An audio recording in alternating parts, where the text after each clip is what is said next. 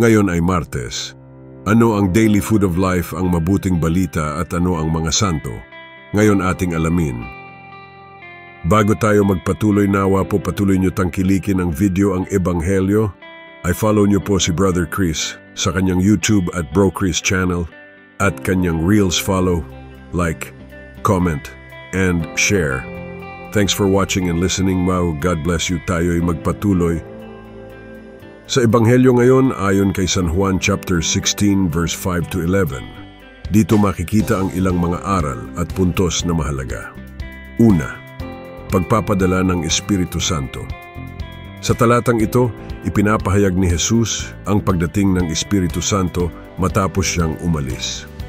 Ito ay isang pangako ng Diyos na magbibigay ng tagapagtanggol at gabay sa mga sumasampalataya. Pangalawa, kasalanan, katarungan, at kahihiyan. Binanggit ni Jesus na ang Espiritu Santo ay magbibigay ng katarungan sa sanlibutan tungkol sa kasalanan, kung saan ang mga hindi sumasampalataya ay mapapahiya at ang katuwiran ay mangingibabaw. Pangatlo, pananampalataya at paghuhukom.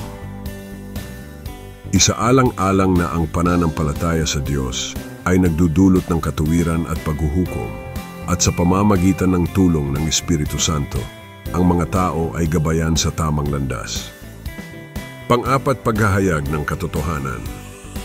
Sa pamamagitan ng Espiritu Santo, ang katotohanan ay inihahayag sa mga tao, at ang mga ito ay magbibigay liwanag sa kung ano ang wasto at mali.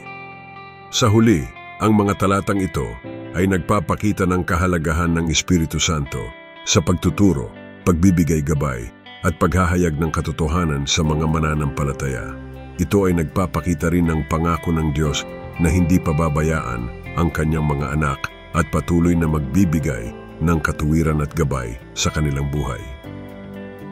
Thanks God, nawa nagustuhan niyo po ang video. Thanks for watching and listening. God bless you.